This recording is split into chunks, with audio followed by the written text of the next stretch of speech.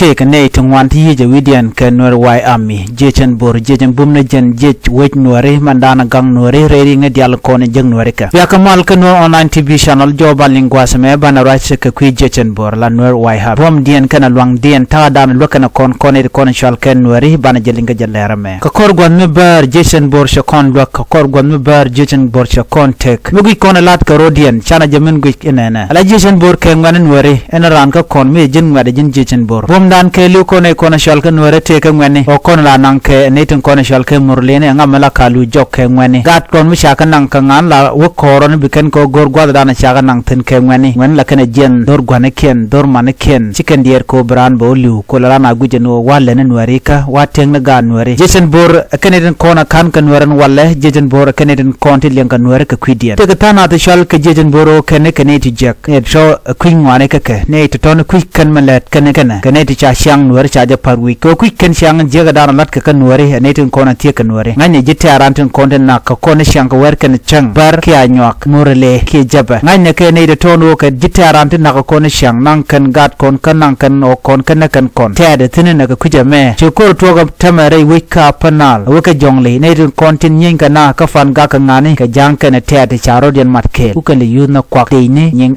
sspdf jejen bo mitale je ke jen gwasmente mo kon were kon dial de kon ching na got nan got chol de cha kon de menente o ngani nuare la kan lo jena pat jena gwane jen bom dana te ke jena gwane jen ko mitale ngane nuare tele de chol rol nuare sia sintin kon ku ka ngwa kre nuare kon chol ke nuare wa amin o ke ne ke terrorist ne to panken ku ke ngwa kan o jin tire godana titin jamu kon gwa mo ko koch ma de puti koch cham no man plane to ne jin tara du ton jin tara re danga du mini jin tara gat ku chiga nang dul gorka winitin ko ken Kenya Uganda Tanzania Rwanda chiga to ne ke USA wi dialen ko ken gwasa me bi gan nuaren kon gang nuar bu mi sholo no ken ke terrorist ku ngwan metedi na makasi asin nuar content nyam nuare ku ngwan metedi mitele ke ne ti gu yena don nuar daramal don nuar che demal ador dien tel nuar wai ami mo enarane nuar wai ami enarane jeje bore nuare mi shak jina ngwet mi long wor ko longo der mai dere duech la du ke liu men ko da shak je wo bu dorun bi jagang wi mon me tele ngwan te ken ci doron ci kana gang cheng la de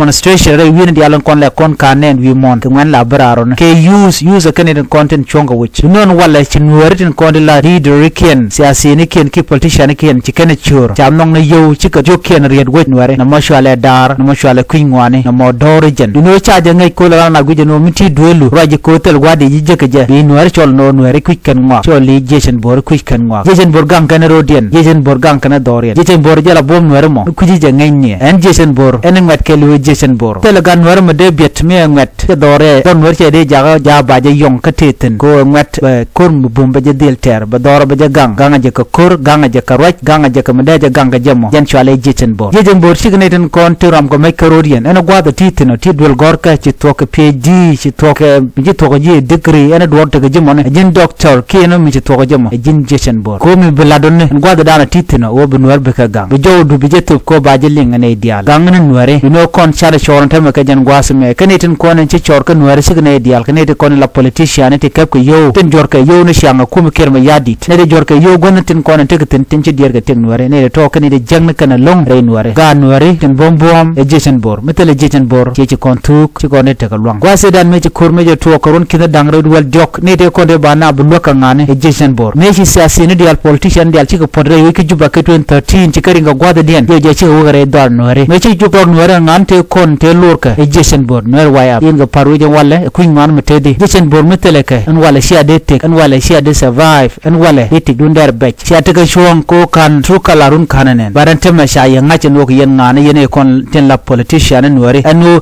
wewonyam ya melwal biya jenen nuare ken gamme ker kana tema shikalango nin ga nuare la jechen bor ker ken tema shikalango tosha ga nuare shika gwar tema ne de nen yen ka gwasa mo tin te ka mach ka te to ke degree ne ngai kan truk dial tele manyan ka chugu jeno jeno chole ken o ken ka hali shika villager gane de gang na dorien gang kana rei nuare gang kana don nuare ko tele mi jang bu tok tin e gu jeno nuare ke jejen bor gane di jak ko shigara mu je yo mi chama kwaka gwada dan titin ko ji kana joj ko cholo no ken kane di jak amone che to mo jeka jin jibu don gwada dan titin be benere do an wer na mene jen jo dan go de lar kon ke kwi jejen bor